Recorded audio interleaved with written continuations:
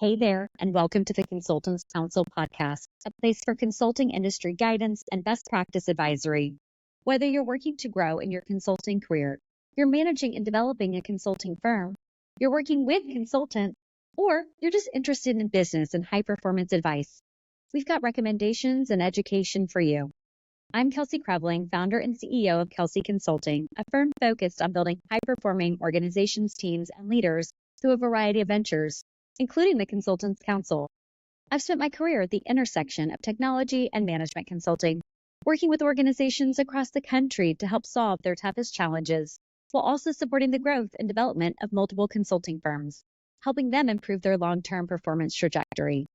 In addition, I'm an entrepreneur across a few different industries, and I serve as a startup investor and advisor, promoting the ideas of other entrepreneurs as they work to gain traction in their industries. With so many people gearing up to launch their own businesses and establish their own consulting practices, I want to make available the advice and lessons others and I have learned along the way.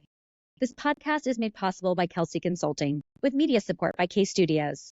For more information, check out our site at theconsultantscounsel.com and KELSC.consulting. That's Kelsey.consulting. Today's episode is sponsored by 111 Jewel Design Studio, energizing spaces, products, and experiences. Based out of Texas, 111 specializes in designing, staging, and organizing residential, retail, and commercial interiors, furnishings, and events to support commerce and real estate transactions. To explore how 111 can energize your project, head to 111jewel.com. And now, stay tuned for this episode's counseling, because the consulting world is full of nuances, and the answer is always, it depends. What's possible? Do more. Hey there, I'm Kelsey Krebling with the Consultants Counsel podcast, and I am so excited for today's episode.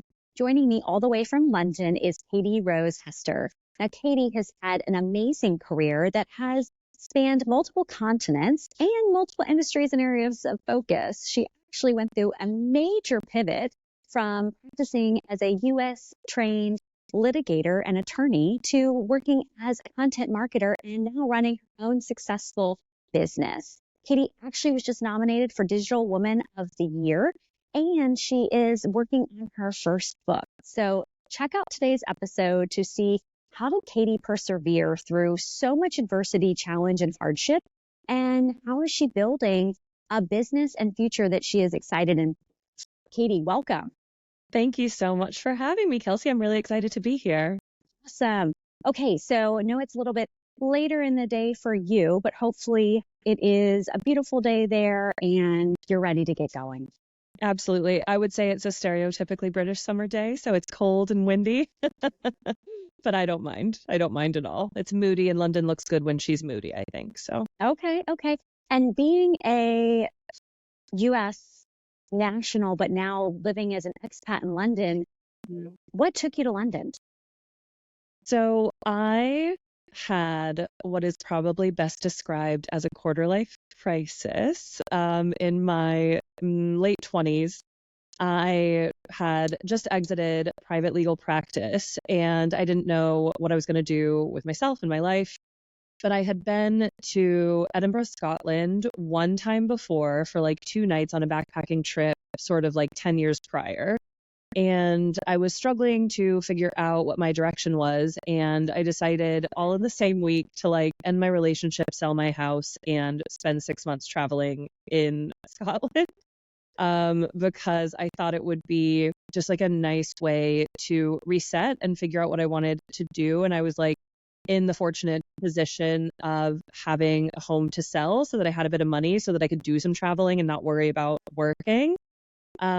So originally I went to Edinburgh with an Airbnb and no plans, just to literally decompress. And while I was there, I met a group of folks after I took myself to see Joseph and the Amazing Technicolor Dreamcoat, took myself on a little solo day, as one does when they're living in a like foreign city by themselves. I went to get a glass of wine afterwards, and I met this group of guys who were working filming an Avengers movie. And they were sort of like, well, we're here for a couple of months, and if you're here on your own and need some people to hang out with, like, we don't live here either, so we can explore the city together. And I was like, yeah, that sounds great. And then I got the flu So I was down for the count for like 10 or 11 days, and I was like, oh, they're probably not going to remember me, like blah, blah, blah. And I text the guy, this friend, Dennis, now a very good friend. And I said, hey, if you guys like still want to hang out, I am free and I'm lonely and I would like love to hang out. And I met up with the crew at a Mexican restaurant in Edinburgh called The Basement. And I met a man named Carl, who is my now husband. So he's English, and we met, we fell in love. And then 3 years later, we were married, and my career at that point had shifted into comms, etc. And so I was very mobile, and he is not, because he's in big budget film production and he needs to be in and around the studios in the UK. And so it was like, is he going to come to the US? No. So I guess I'll come to the UK. So I've been spending time in the UK off and on since 2017, when I had my quarter life crisis and like spent 6 months in Edinburgh and met a guy and fell in love. But I've lived here permanently since March of 2020, and I actually landed in Heathrow on the first day of the first national COVID lockdown. So good time. That was a tough intro to a new country and a new way of life. I can only imagine that was extremely difficult. It was difficult. It definitely sucks the romance out of the move to a foreign country thing, because obviously, it's very like opposite of Emily in Paris. If you're just stuck in a living room for sort of, it ended up being about 9 or 10 months that it was like full total lockdown. We couldn't do anything, go anywhere. And obviously we were newlyweds as well, and we had never lived together full time. So like just not exactly what you're looking for when you're just starting out with like your new husband or wife or partner or whatever. But yeah, we were in like total and complete lockdown for 9 or 10 months. And a rule that I think people probably don't know unless they know somebody that's on a spouse visa. But if you are on like a family supported visa, so like a spouse visa, you can't actually look for work before you get to the country. So that's such a strange requirement. I would think that they would want new civilians living in a country to be able to find gainful employment. Yeah, I'm not sure like what the purpose of the rule is. I'm not sure if it exists anymore. I imagine that it still does, but you can't be looking for work before you get in country. And so obviously it's hard enough if you're someone who is, moving to a new country and having to find work starting from scratch, because I suppose you could move to a country where you have like maybe a network, but I didn't. Like the only person I knew in country, I had met a couple of people in Edinburgh that I was really fortunate to have stayed in touch with, but really I knew my husband, and like that was sort of it. And I had no friends and like really no meaningful professional network to speak of. So definitely like the pandemic of it all and the lockdown and the hiring freezes. Everybody's getting laid off, right? Because companies are, suffering in the wake of COVID. And I'm out there like looking for a job and trying to convince people of my professional value when I have like no one to really vouch for me because I'm in a completely new country. So it definitely was a tricky introduction to not only like a new social environment, but also a new professional environment for sure. Yeah, I can only imagine that would be so incredibly difficult. What steps did you take to overcome that? You're doing so well now. That's a big transition then from coming in and not knowing anyone and not having any opportunities lined up. Yeah, so very kind of you. So there's kind of several parts to the transition. The first part was arriving, starting to apply for jobs. And obviously I had everything ready. Like I had my CV updated, I had my cover letters ready. I had identified jobs that I like thought that maybe I'd be a good fit for. I'd identified maybe groups that I wanted to join and like LinkedIn communities that I wanted to be a part of and things like that, so that I wasn't sort of touching down in a new country with no network to speak of and like no plan at all. But those things are obviously sort of like the softer elements of hunting for a job. Like it's so much easier when you can get like a word of mouth referral or when you know people. It's also just cosmically easier to find a job when you have a job. And I very much did not have a job. So the first bit of the transition was basically like blind applications and really just applying to anything and everything that I thought I might be qualified to do. At that point, I'd left legal practice. I'd spent several years kind of in this cycle of straight up unemployment, not working at all, putting rent on credit cards, trying to figure out like how the heck I was going to support myself and move forward and how I was going to redirect my career, but also doing sort of some, you don't want to call them side gigs, but like part-time work. Like my sister was able to get me a part-time gig at her company. It was sort of like a seasonal thing. I worked as a legal recruiter for about 6 months and decided that was like still too private legal practice for me. It was just not really, it was still just not the right environment. So I had periods of employment, but much longer periods of unemployment. So I wasn't just looking for a new job in a new country. I was basically trying to build a new career from virtual scratch. So the first sort of, I would say 9 or 10 months of 2021 or 2020, were literally blind applications, like just anything I could find that I thought I'd be qualified for. And I got like 2 callbacks, like one to be like a communication specialist at a bank, and I think one to be a content designer at a university. I was objectively completely unqualified for both. I mean, I have a law degree and I have some pretty good work experience, but not in these specific fields. So obviously they were flooded with applicants because everybody was jobless due to COVID, and I did not get those jobs. Like I said, I had kept in touch with some people from my time in Edinburgh previously. I was living in London, but I had kept in touch with some people from Edinburgh. And I reached out to them and I was like, I'm not even really sure what you do, but here's my skills and I'm desperate at this point. And if there is anyone that you can introduce me to, if there is anything I can do for you, for somebody that I can write, I can research, I have done this, I've done that. Like I was a corporate litigator. These are my skills. And just, I guess, like the universe thought to itself, this girl's had enough. It's been 10 months. She's been trying really hard. Let's throw her a bone. And basically I was able, one of those connections, it was sort of like the one good connection thing, introduced me to someone who introduced me to someone who introduced me to someone. And less than, I guess, 5 or 6 months later, I had gotten a job as a content writer for a digital transformation company, and worked really hard and got a promotion after a couple of months. And then I was a communication specialist, had a really nice manager, a really good team. And about a year after that, I was very happy to have the content writing role, and I was very happy to have the communication specialty role. But obviously, like those were jobs that were more junior to what I was and the skills that I actually possess.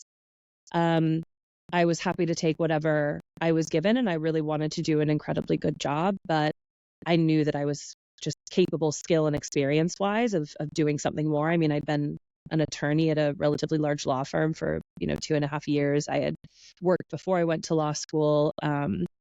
So I knew that I could do more. I knew that I had more in me. And so I gave it a year, and then I decided to start applying for jobs with fancier titles. And I applied for a head of content role.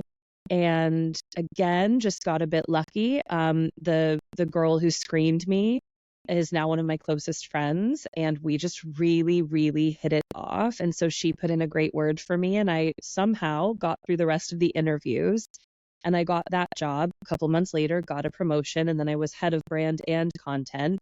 And I stayed there for almost 2 years until the business was acquired. And in the meantime, I built Offscript in the background. And then when the layoffs came, and they did, and I was laid off, post-acquisition layoffs, it was nothing personal, just is what it is in these types of transactions. I had Offscript all ready to go, and so I launched it. So the transition took a very long time, but it was a lot of hard work, but I feel like I did get very lucky with some of the connections that I was able to make and some of the opportunities that I was able to, make happen. I feel like it was a good combination of hard work and luck. Well, and I think that perspective of not giving up, I mean, your perseverance through that process, I can only imagine was tested constantly, and keeping yourself positive and focused on what you knew you were able to achieve. I'd love to kind of hear your perspective on what you said, where you knew you were capable of more. Mm-hmm. How did that really drive you towards where you are now? Yeah, it's a good question. I was enjoying the work that I was doing in the sense that I knew I could do it really well. If you want me to write a blog post or an editorial or an article, if you want me to research a topic and put together a social media strategy, or if you want me to work with people to come up with, some webinar content or all of these marketing activities that we were doing, I knew that I could do all of that because it was very like research and execution focused. There wasn't a ton of strategy behind it. There wasn't a ton of challenge behind it.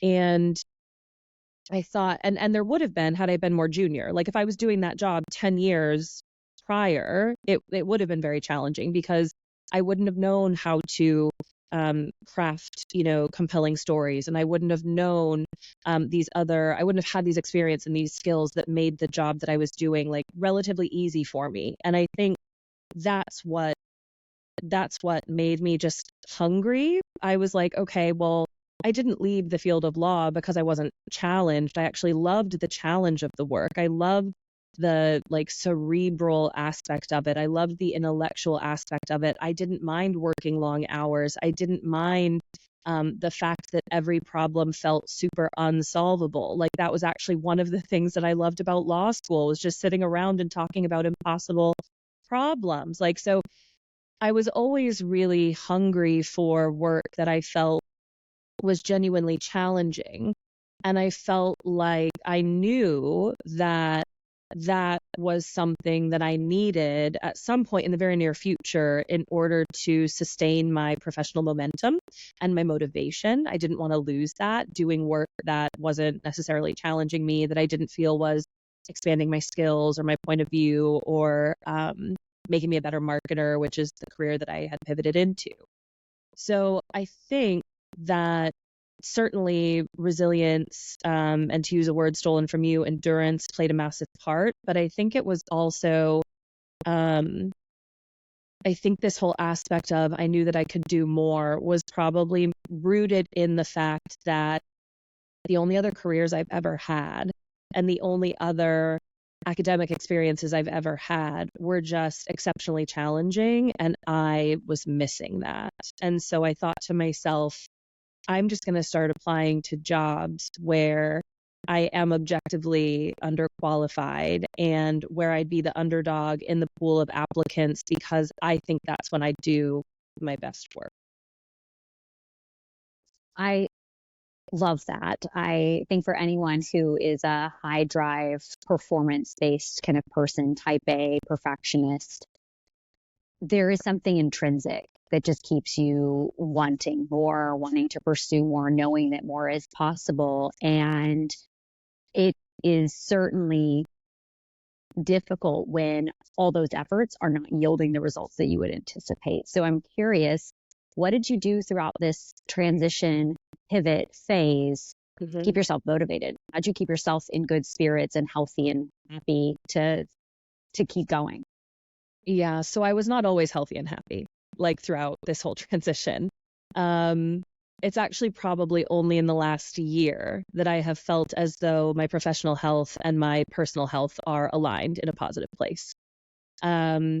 So I would say, I mean, there's a couple of buckets, right? So I've always been an athlete. I've always been pretty committed to maintaining my physical fitness, but there was definitely a period where I so during COVID, like everybody, I was like working out all the time, like most of my friends, we were like, well, we haven't had this much time in a while. Like, let's go to, let's do workouts outside or in our living room or whatever. So I definitely did that while COVID was still very much in swing.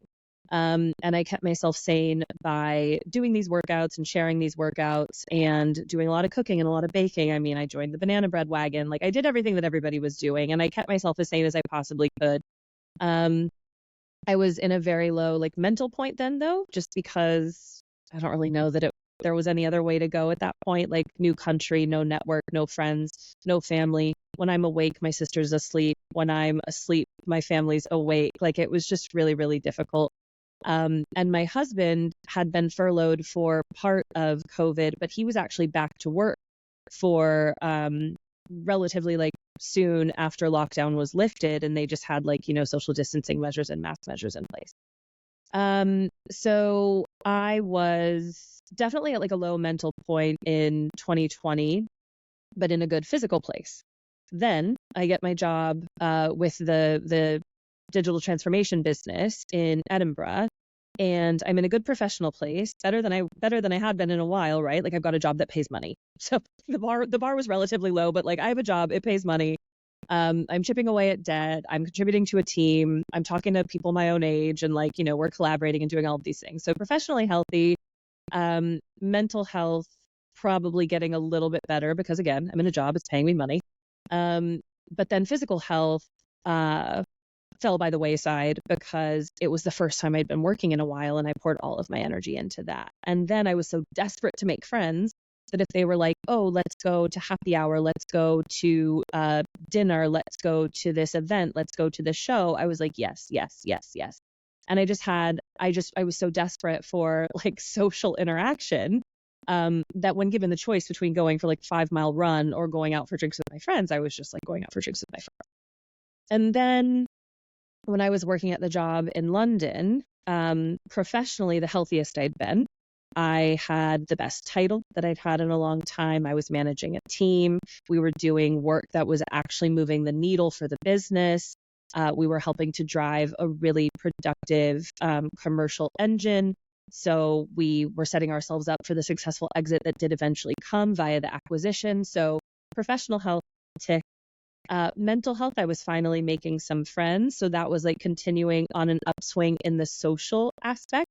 But I was working like 50 and 60 hours a week, and the demands on me were very high, and the expectations on myself and my team were very high. So in that way, that was very, very challenging. Physical health, completely down the drain. I had actual friends in the city that I was living for the first time in 3 years. I was like, we are going to dance, we're going to drink, we're going to eat, we're going to go to the park. Like, there was zero. I was like, maybe made it to the gym once every 2 weeks, which is like the first time in my life that I've ever just like treated my body that way. But it was just like not, I was like, no, I am making friends at any cost. I do not care how many pounds I have to gain or how much fitness I have to lose to make these friends. That is what is happening. And so that's what I did. And then sort of towards the end of last year, I was like, whoo, we got to pump the brakes on this.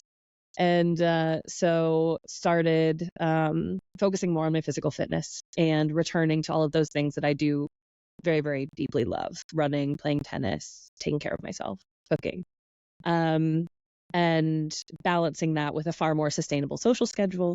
And then obviously launching my own business. My professional health feels, better than it's ever been. So I think to answer your question, I don't really have like a tip or a trick or a piece of advice, or I don't really even have that much insight into how I took care of myself. I just know that I wasn't always doing all of it. And in retrospect, I think that was okay, because demanding of myself to be physically healthy, mentally healthy, emotionally healthy, and professionally healthy when I was going through such a massive transition, I'm not sure that would have been possible. And I think by leaning into different bits of it at different times when it made sense, I was probably able to actually stay a bit saner than I otherwise would have had I felt as though I were failing for not ticking all of the boxes all at the same time. I think that's actually very apt and very accurate, because any time in my life I have tried to succeed on all fronts, it is overwhelming and sustainable. There has to be a give and take somewhere where, okay, I'm being really healthy and mindful, but then I need some lagniappe where I can actually have a little bit more sleep, or I am really working hard on a professional level, but I need a little bit of a treat and I need to be able to eat a little bit less diligently and Yeah. strenuously, because for some reason I struggle with all of it all at the same time. So I think probably giving yourself that kindness and grace served you well Yeah. during such a challenging transition. Okay, so you mentioned, I mean, you've started Offscript, you've launched a business in another country. What has that actually been like? The process, the paperwork. I have Mhm. to imagine that there's a number of hurdles that are different than what we experience in the States. Yeah. Well, to just go back to the last question, just super quickly, giving myself that kindness. I don't know that I thought that that's what I was doing while I was doing it. I think I was in sort of a survival mode. I think that what I was doing was focusing on, without being intentional about it. I think I was just focusing on the areas that I felt like A, I could control, and B, were giving me like the biggest ROI. Like the first thing that I really wanted to do was get a job. So then in that first job, I was like, okay, I feel good. So like my professional health is good. But then eventually I was like, well, yeah, I'm like succeeding professionally, but I'm really, really lonely, right? So then I started leaning into the social stuff, and then other stuff falls by the wayside. So I think that whatever part of your brain like tells you what you need without you like being aware of the fact that it's telling you what you need was like in overdrive at that time. So I can't take credit for leaning into things and giving myself kindness. I think it was purely the product of being in survival mode, and so I think that's how that worked. But as far as building Offscript in a different country, I'm lucky in the sense that I'm not a total stranger to incorporating businesses, paperwork. I was a lawyer for several years. I still have a lot of friends that are attorneys. So if I am ever like just totally lost at sea in a contract or something like that, I have a million people that I can call. Starting the business was not hard. Starting the business was like a couple of pieces of paperwork on a really easy to use government website. It's a nominal fee. One of the first things I did was get an accountant, because I'm not trying to get deported. Like, so I want the money to go where the money's supposed to go. So like, that's not going to be the reason that I get kicked out of this country. So I hired an accountant, and Kirsty and Emily, shout out to them. They're amazing. Just wonderful women who I would be completely lost without, especially now that Offscript is my sole source of income. When it was like a side hustle, it was much easier. But now that it's, my sole source of income and it's my business, definitely rely on them a lot. What I will say though is, and I've had this conversation with a lot of people, is that setting up a business in a new country is not hard. Getting a visa is outrageous. So I am a former lawyer. I have a lot of lawyer friends. I was in the financial position and by financial position, I mean I had a credit card with a bit of money left on it that I hadn't maxed out yet. So I was able to hire an immigration attorney when I first moved here. It was about as close to impossible as you can get without just stopping. I've talked to a lot of people about this because I feel really strongly about this issue.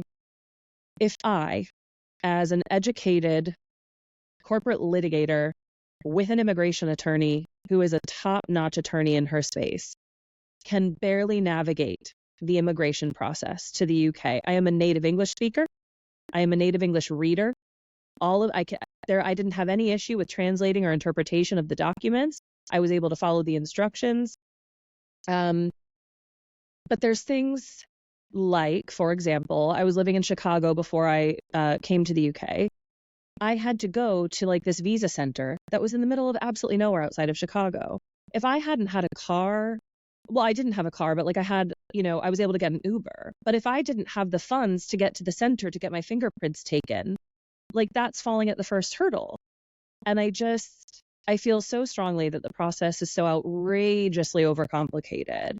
If I almost wasn't able to do it. I mean, it cost me, well, in terms of literal dollars, I mean, it was, when it was all said and done, if I don't include shipping my stuff across the Atlantic, because that's not something that everybody does when they move. So if I take out that variable cost, the immigration attorney, the paperwork, the trips to and from the visa center, the fingerprints, the biometric residence permit, making copies of every lease, every job contract,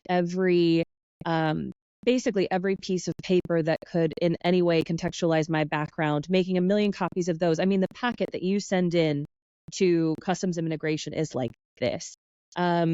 Proving my husband and I had a genuine relationship, getting letters of reference from everybody that I have ever met and their mothers and their mothers' cousins. I mean, it's absolutely mind-blowing what you need to do to immigrate legally. With all of that, and that doesn't, like, this, you can't quantify the effort it took. All I can do is add up the dollars and cents without the shipping of my goods to the UK, but including the cost of tickets, plane tickets, to do the fiance visa, the marriage visitor visa, and the spouse visa was over $10,000. Was and barely I was barely able to use like my knowledge and skill to do it, and money and like resources. Like, it was outrageously difficult. So setting up a business, easy peasy, but moving to a new place, even as like an educated, middle class, native English speaking person, was borderline impossible. And I feel very strongly that it shouldn't be. That's actually how I feel about the US healthcare industry. So my career working in healthcare and healthcare software, helping organizations with their revenue cycle system implementation. So I understand the invoices and the billing and the charges and how all of it functions. And yet, if I get a bill from a healthcare system, even I find it just horribly Impossible. overwhelming and difficult to navigate. And Yeah. that's with all my background and experience. And it's like, that's not fair. There's something broken there if that's what you're experiencing. So that's really interesting that once you're there, it's easy to set up a business, but actually getting there is the hurdle. Oh, and every 18 months or 15 months or 18 months, whatever it is, I have to renew my visa. So I have to basically go through that whole process. It's not an abridged process. It's that process again every 18 months. And it costs another 5-10 grand. So, Wow. I mean, the application fee is whatever it is, but, you know, if you're in the position to hire an immigration attorney, you do, and they're just not cheap. No. Well, and that also, I think, speaks to what we're seeing in other countries where they're wanting the talent to come to them. Right. And as a result, they're making the processes a lot easier in order to be attractive for people who want to immigrate elsewhere. Yeah. So, having Offscript, easy. Yeah, easy. I just file a few declarations every year and off she goes. Okay. So tell us more about Offscript. What is it currently doing and what plans do you have for it in the future? Yeah, so Offscript currently offers brand and content strategy. So I work with primarily, but not exclusively, but primarily product-led businesses in their startup and scaling phase of growth. So I'm mostly working with businesses that are a couple of years old. They're starting up, not necessarily bootstrapped. Most of them are pretty well funded. Or businesses that are ready for sort of like that next level of growth. So maybe they're looking to shift a market, lead a category, define a new category, amplify their offering in some kind of a way. And I work with them on two primary bases. So the first being content strategy and production, pretty straightforward. Try to help them develop a comprehensive content strategy for the marketing side of their business. A lot of these businesses don't have super developed marketing functions, not super sophisticated marketing functions. It's like a one or a two-man show in a lot of these businesses, or completely outsourced, like just to someone like myself, like a consultant. And in that case, I'm just producing content for them and helping them with their content strategy. So that might look like coming up with, content clusters, and it's a bit technical, but content clusters, trying to help them decide what to write about. What do they want to say? How do they want to tell their story? What category do they want to operate within from a content perspective? And then helping them deliver that content. So whether that's on their own channels or third-party channels, earned media, paid media, we do all that kind of thing. And, it involves optimization and ranking and all of that. But I'm definitely a content strategist and producer that is far less focused on keyword stuffing and making sure that things are SEO friendly than I am on making sure that things are genuinely interesting. And a lot of the companies that I work with are, we throw the word around a lot, especially in marketing, but they are actually innovators. So they are also a lot less interested in sort of like rehashing the content that any product-led business is putting out into the world. They're usually pretty interested in coming up with some unique, like editorialized content, tackling problems from a different way. So that's the value that I offer to those clients. And then the other side of the work that Offscript offers is brand strategy. So on that side, we're working with generally the scaling businesses who already have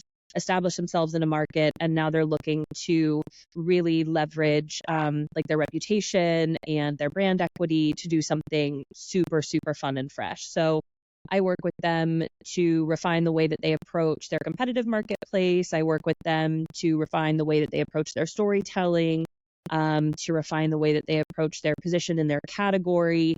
And then we come up with a comprehensive plan to execute against that, which usually with those clients I'm working with on a longer term to roll out like a brand refresh or a category refresh or something like that. And that's working with CMOs, PR agencies, internal teams, production agencies to so these types of clients are generally working with like bigger budgets, more resources, sophisticated internal teams. These companies are usually quite big, well, bigger. And so yeah, we work on all of that. It's really fun. I have a couple of really exciting projects coming up on that side of things currently, actually. And then in terms of moving forward, she's not even a year old yet, little Miss Offscript. So I'm going to let her breathe for a bit and just do her thing. It's been really fun to, like, I literally scrawled the homepage design for the Offscript website in like a random journal, about a year ago now, because roundabout now is when I was told, listen, you're probably getting laid off. And I was like, well, let's just make this whole Offscript thing happen then. So this was when I really started brainstorming and putting together my idea of what Offscript would be, figuring out who I wanted to work with, what kind of clients I wanted to prioritize, what other arms and legs I wanted Offscript to have, like the newsletter, the podcast, all of these types of things. So the fact that in less than a year, she's gone from like a scrawled, and I am not an artist, so like true chicken scratch on like a notepad, to the business that she is now. For now, I'm quite content with that. I'm looking at onboarding a couple of new clients in the fall or early next year. But my plate is currently as full as I like. And it's a really unique and fortunate position to be able to say, I just want to chill out right now and just enjoy the work that I already have. And I don't want to put myself into hyperdrive right now. But the other sort of exciting stuff that I'm hoping does come to fruition, and it's up to me. So by hoping, I just hope that I can get myself in gear and like actually do these things. But I'm writing a book, and then I've got the Offscript podcast is, my passion project. And right now, obviously, you've been a guest on the podcast, and I put out sort of one episode every like 3 to 5 weeks because that's just about the amount of time that I have. But I'd like to try to do something more with that. So I think it's less about sort of changing anything or doing anything more with Offscript. I think she's good. She's good right now. But the other passion projects, I feel really fortunate to be in a position where I could invest more in those because I'm really interested in them. So that's probably on deck for 2025.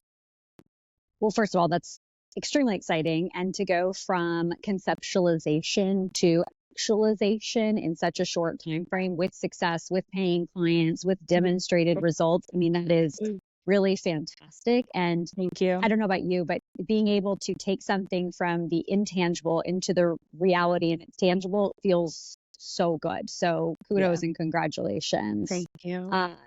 You mentioned your book.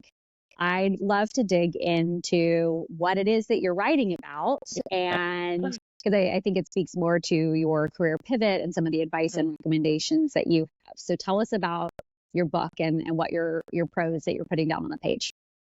Yes. So the book is the book. What is the book? So the book is called Lawless. And I would say that it's a working title, but I'm never changing it. So that's just the title. And I'm calling it a semi-autobiographical guide to professional rule breaking.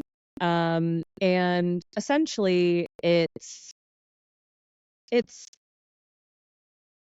in the least cringy way that it can be. It is advice and perspective for people, particularly women, who are thinking about or in the throes of, or maybe want a different perspective on their professional pivot, their career change, their transition from A to B or Z or whatever it may be. I had like my pivot was just so graceless. It was just like professional whiplash.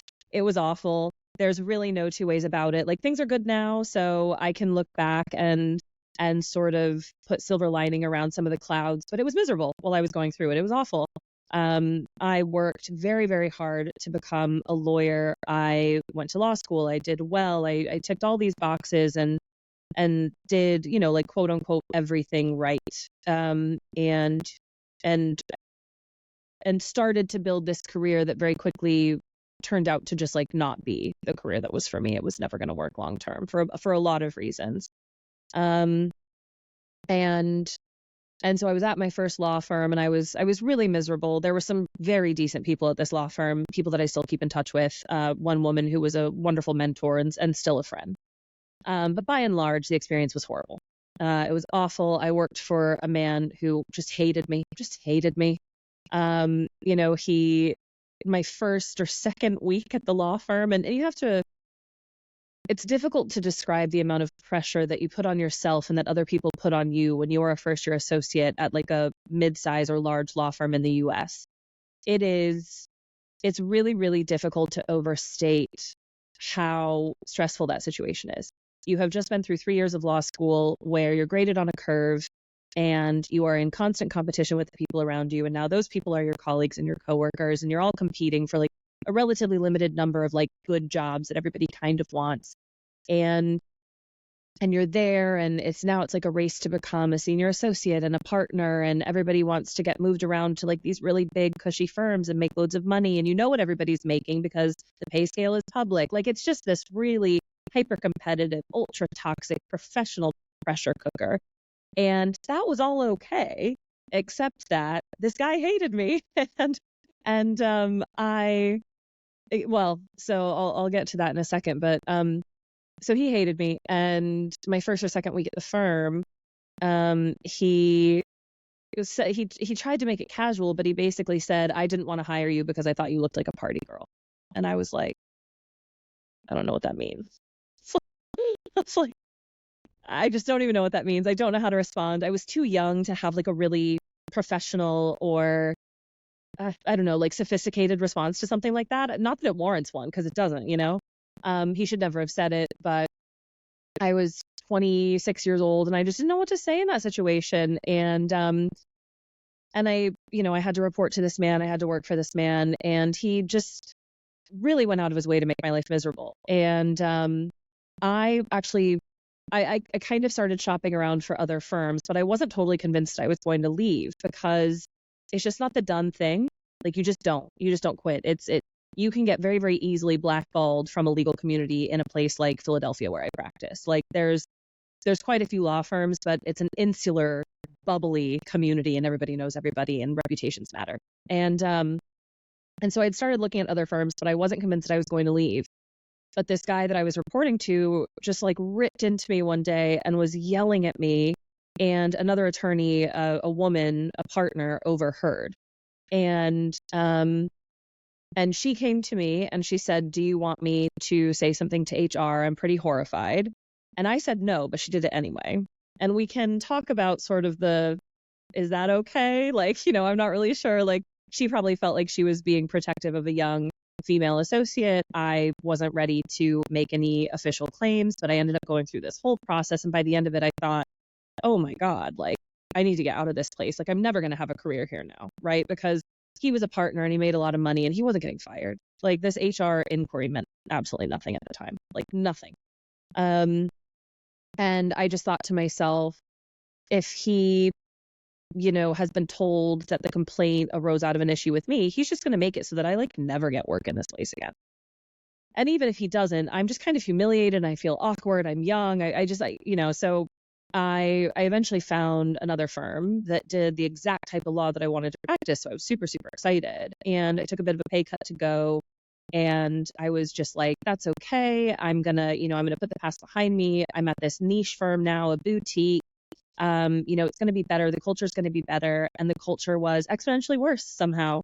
And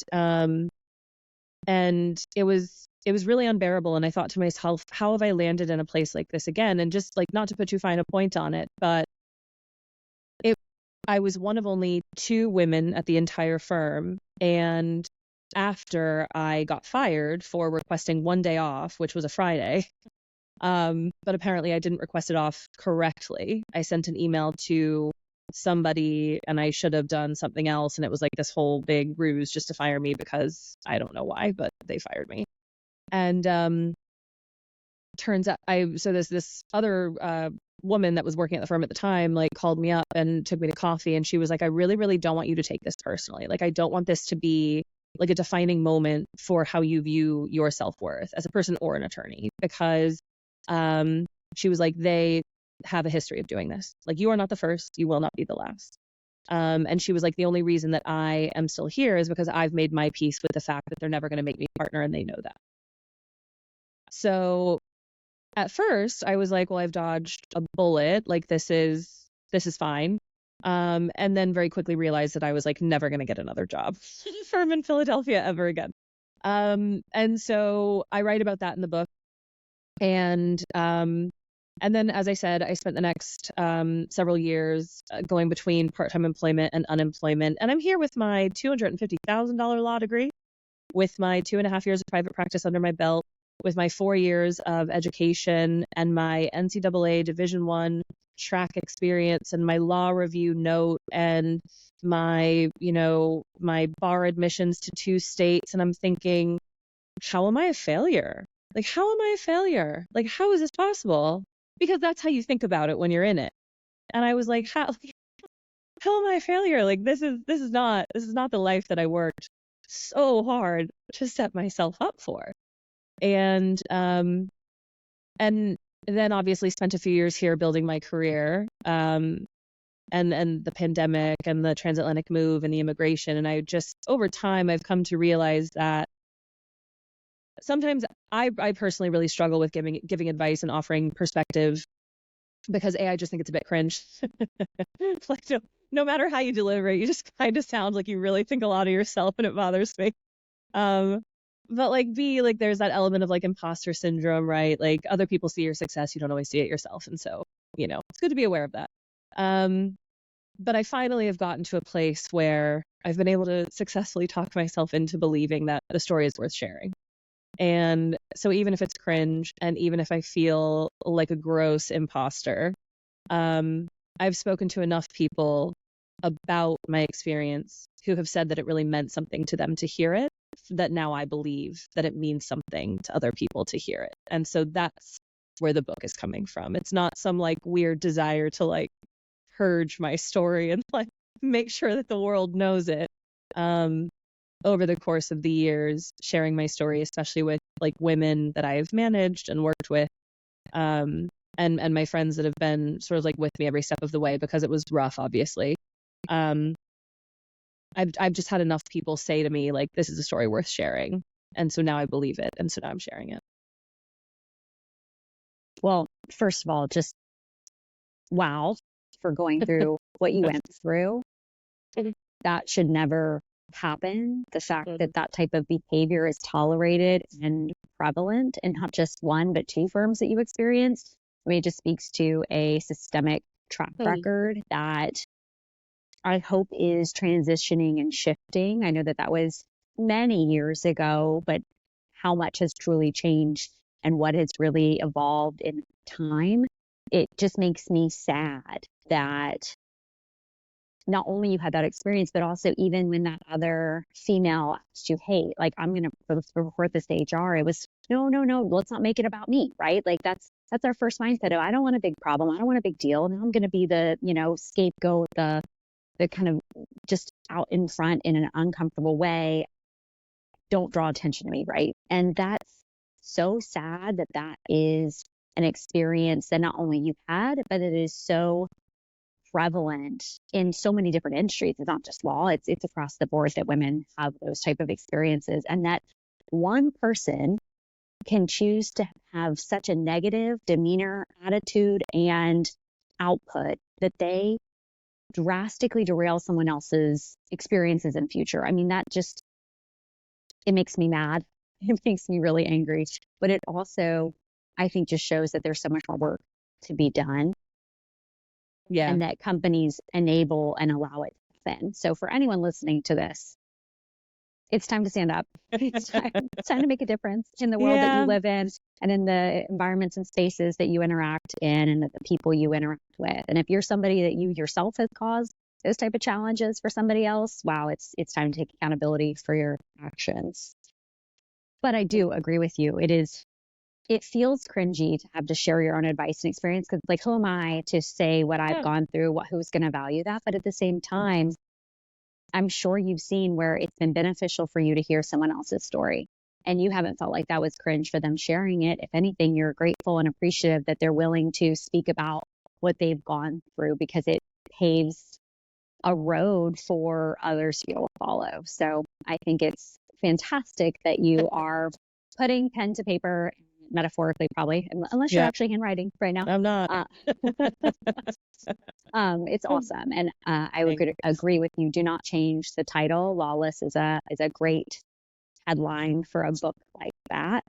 I think it's really exciting, and I think it's going to make a difference for a lot of people in a lot of different ways, but also across a lot of different industries. Because I mean, I see it all the time being touted on social media, et cetera, of people making very large either pivots or continuances in their evolution that are not what they initially anticipated. I saw a woman the other day say how, she decided early on to go for a PhD, and at 37 decided, you know what, I really was supposed to go to medical school. I'm going to go. Good. Or, just like complete transitions and flips of the script and what people have adopted in their own programming and in their own thought processes about who they are, and being realizing that actually it's time to change that. It's time to pursue what I am called and compelled to do.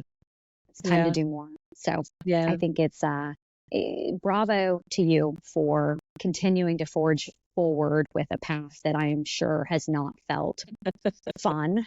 Not all the time, but I also think it's important, to your point, that there's more just like resources and literature, whether it be books like the one I'm writing or just like people talking about it on LinkedIn or whatever, that reinforces the idea that like the career, as anybody sort of over the age of like 30 grew up to understand it, like does not have to be the career that you pursue. Like I was very much socialized and educated to believe that a career was very much, college, like traditional university, 4-year degree, get a good job in a specific sector, and then do similar jobs, but just at like a higher pay grade for the rest of your life, and then retire when you're 60 or 65.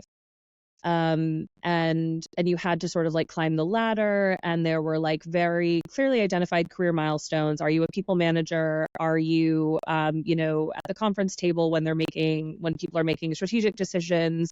Is the company that you're working at bigger than the company that you started working at? Like it was just very like formulaic and very mid-century.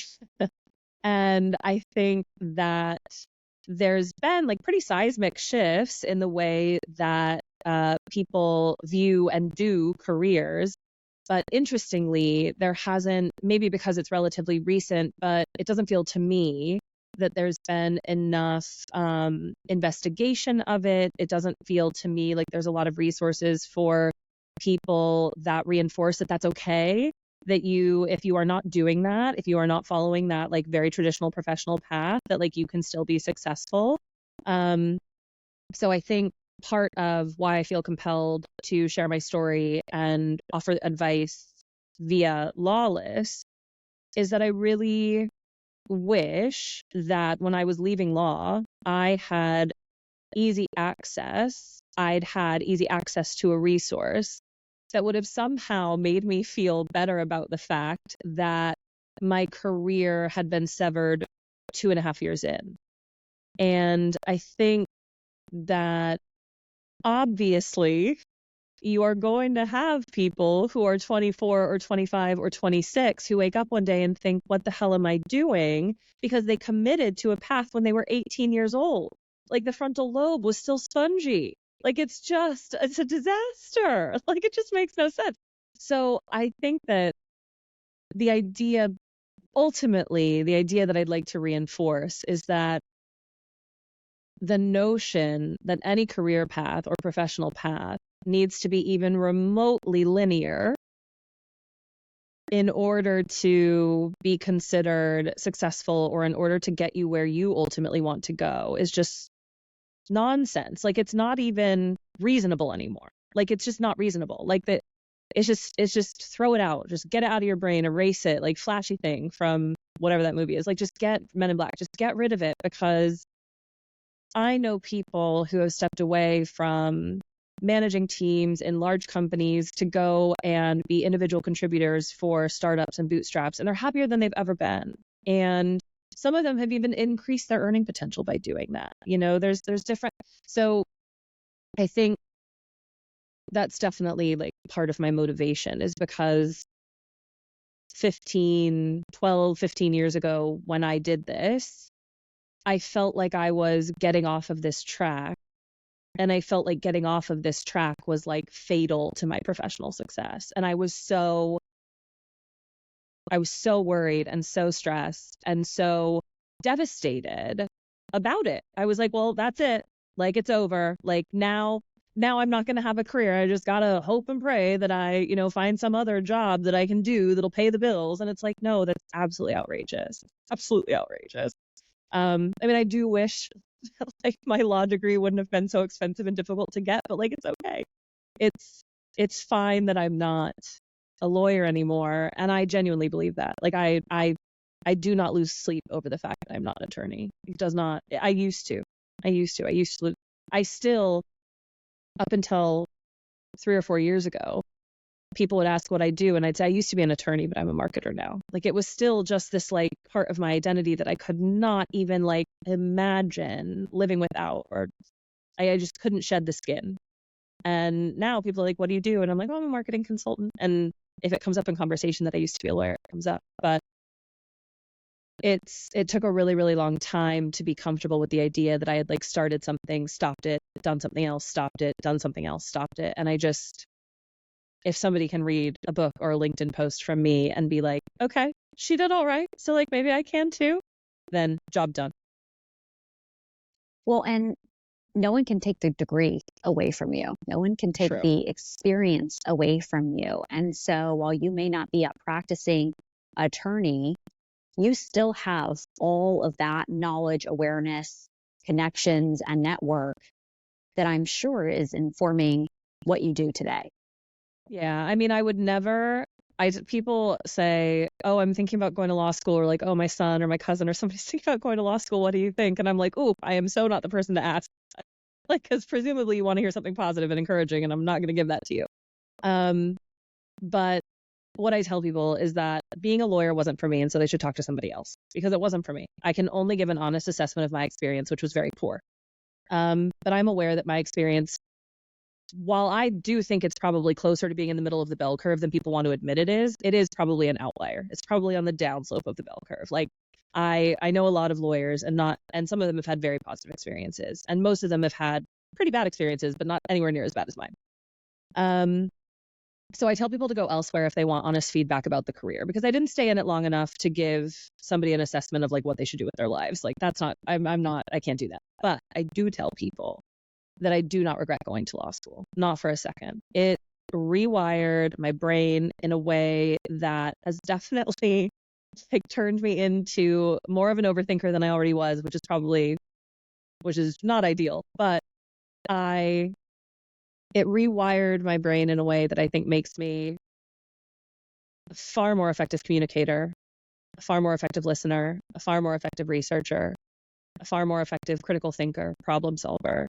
And I've had people that I work for who I really respect say, the way that you think about stuff is really interesting.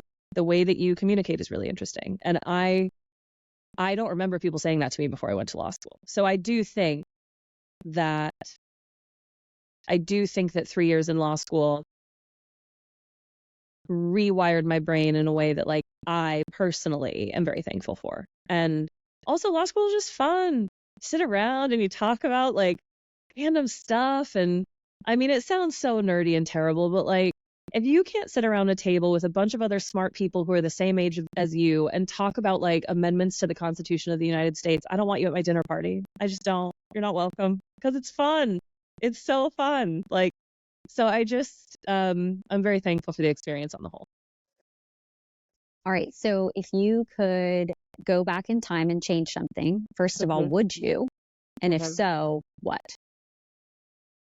I don't think I would change events.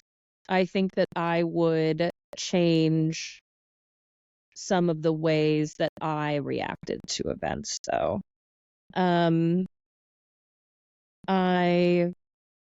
I think ultimately exiting legal practice was the right thing for me. So I mean, it was incredibly traumatic the way that it happened. But I think what I'm really talking about is I wish that I would have had the maturity emotionally, and the like self-assurance as just a human that I do at 38 years old when I was 28 years old. But obviously that is the benefit of time and experience and getting older. And like, to be clear, I am not super self-assured now. I'm just more self-assured than I was 10 years ago. Like I still, just like everybody, I still struggle massively with like self-confidence and self-esteem and like all of these things. And we're all works in progress, but it was even worse back then, obvious. I mean, maybe it's not obvious. Maybe some people are just really confident when they're 26 and 27, but I wasn't. And I think that my reactions to situations, much like they are today, but on a bigger scale, were just really blown out of proportion. And I wish it would be nice to go back in time and have more measured reactions to things. And it's not like I ran down the street screaming and like, it's not like I threw things at people as I was leaving the law firm with a literal cardboard box of my belongings, by the way, diplomas in a box, actually walked them the 5 blocks home to my house after I got fired. So that is a real thing that does not only happen in movies, but I just reacted in probably exactly the way that you'd expect. I withdrew. I was doing nothing but coping. Like I wasn't living, I was just coping. I was just coping. I was coping so hard. And I think that I'm still 10 years later, like emotionally recovering from that, like emotional hangover. Because it only really feels like in the last year, 18 months that I've like found my professional footing in like in a real way. And so I think that that's just like a really important thing that I don't know if people know, or maybe other people knew it and I just didn't know it. But if you experience like a professional trauma, if you go through one of these like massive career pivots after you've spent hundreds of thousands of dollars in 3 years and all this time and stress and energy and resource, building something, and then it just like falls apart around you in like a day, that's really traumatic. And I had really strong emotional reactions to it. I was incredibly depressed. I was really anxious. I developed like all these like obsessive, compulsive, like I was just a mess. And I'm still getting over that emotional hangover. So I guess to save the Katie of today a bit of headache, I would go back to the Katie of 2016 and say, chill. Just chill. Oh my dear God, chill. Whatever you're doing, do less of it. My God. So I wouldn't change events. I think the events have given me a lot of perspective and a lot of, perspective. But I think if I could go back in time and change the way that 20-something Katie handled it, that would probably be for everyone's benefit.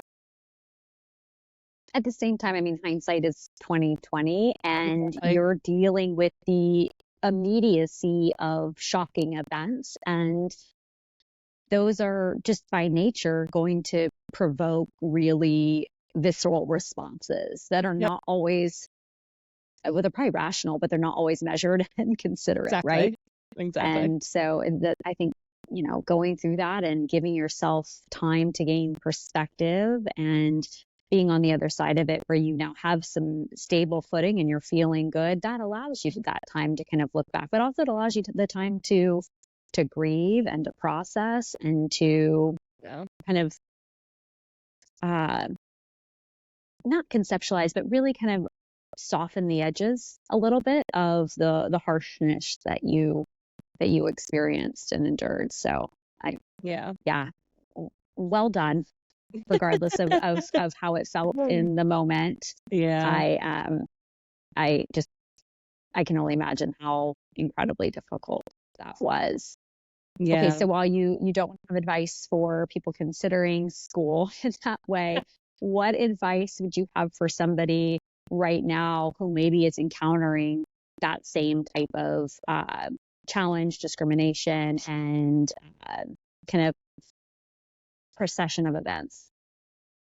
Yeah, I'm not sure that I'd be able to articulate any really good advice for someone who might be like getting harassed at work or feeling as though they are being treated unfairly due to something totally out of their control.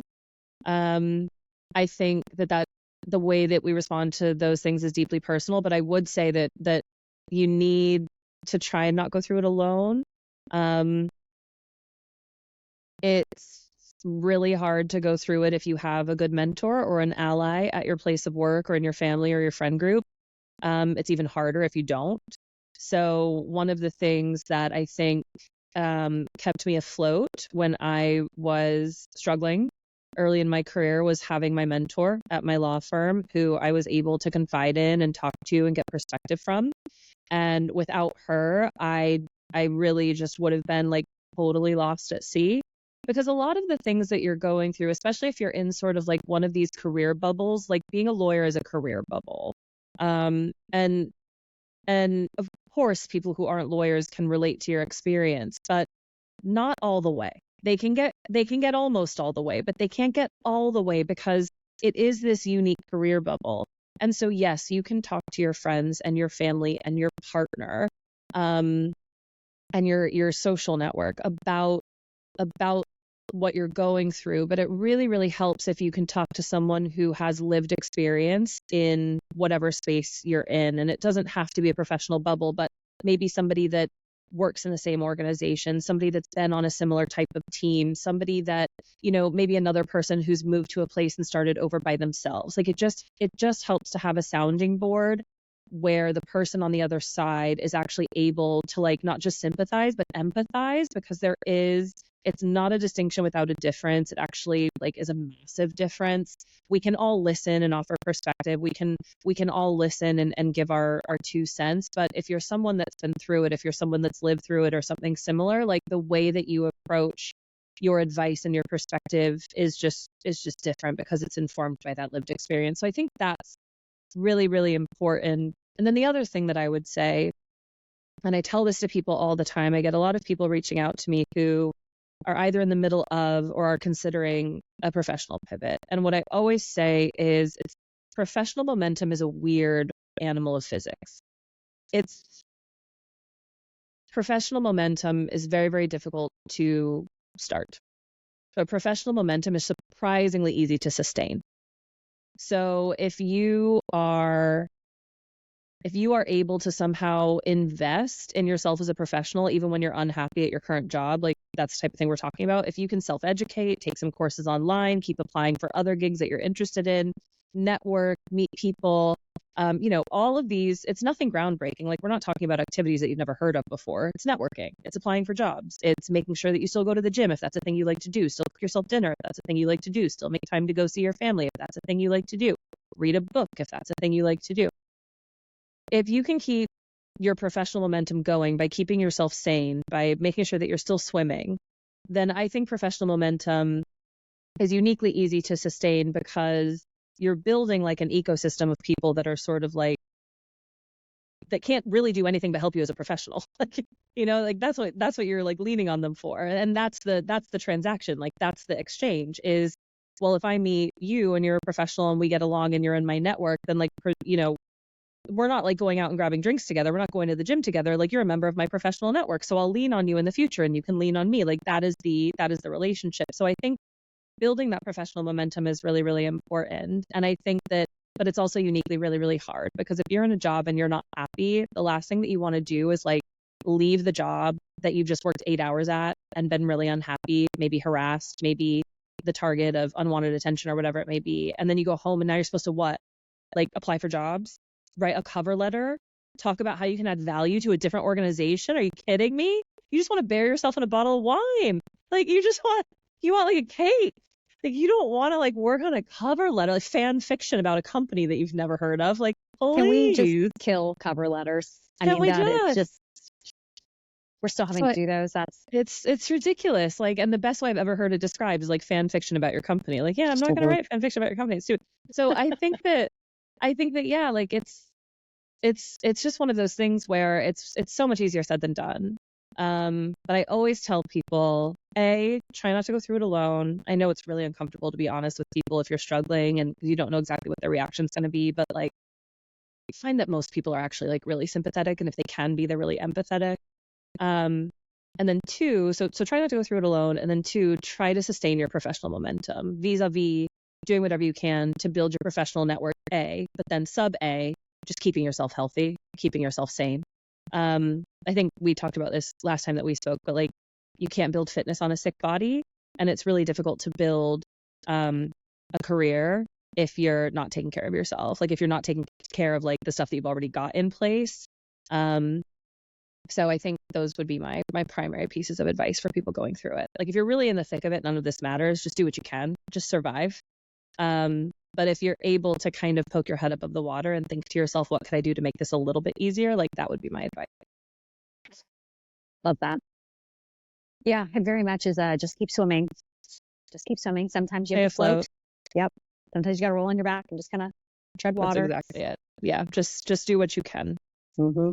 Okay, so you mentioned if people can't talk about, amendments and changes to the Constitution, you don't want them at your dinner table. I really don't.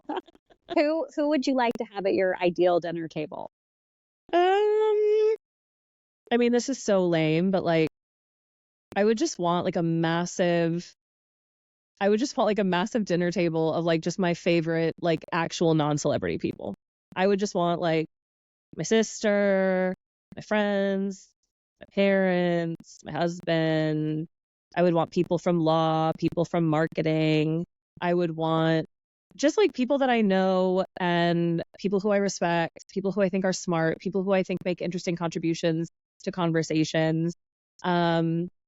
I wouldn't necessarily want, like, I've had this conversation with a lot of people because I used to go back and forth, but now I'm firmly in the camp of I wouldn't want celebrities. And my reason is I find, and this is just a personal thing, I find getting to know people in a group very annoying and very hard and very tedious. Like it's too much. I really enjoy getting to know people one-to-one. So if I'm having a dinner party of 2, then I will invite, like, I would resurrect like Ruth Bader Ginsburg. You know what I mean? Like if it was just a one-on-one situation, I could probably list like 50 celebrities that I'd have at my table. But if we're talking about a group dinner, which I think most people are when they talk about this question, I really don't want to get to know somebody new in a group. Like there's people talking across people. You don't know what the dynamic's going to be. You have to keep your foot on the conversational gas. And like, if I'm at a dinner party, I just want to relax. So I'm just going to invite people that I respect, people that I know, people that I love, and we're just going to break bread, drink wine, and have a good night. I love that. And I also agree with you. Making friends at a big dinner it's hard, right? And it's so hard. You're getting kind of clips of information, and it's overwhelming. So I think it sounds like though you're gonna be throwing a big dinner party when your book launch. Yes, I will have like I do imagine it. So I don't know if you watched Sex and the City, but in my 20s, I did watch every single episode, like multiple times, of course. And Harry for her first book, she had like this big book launch party. And in my mind, that's how it should be. That's how it should be. So yeah, in my mind, there's a launch party. All right, let's see it. Rooting for you for sure. So, Katie, we've been talking for over an hour now. This has just been an absolute delight and pleasure. Thank you for joining for an episode. Any final thoughts, updates, wishes you have for anyone listening today? No, I think wishes I have for anybody listening, just knowing your audience, everybody that is listening to this episode is smart and capable, and it is well within your means, and it is well within your abilities to succeed beyond whatever you have ever thought is possible. So just a friendly reminder that it is well within your means to do whatever you want. And just a major thank you to you for creating the communities that you've created. And I'm very excited for your upcoming projects as well. So I am really looking forward to watching what you do too.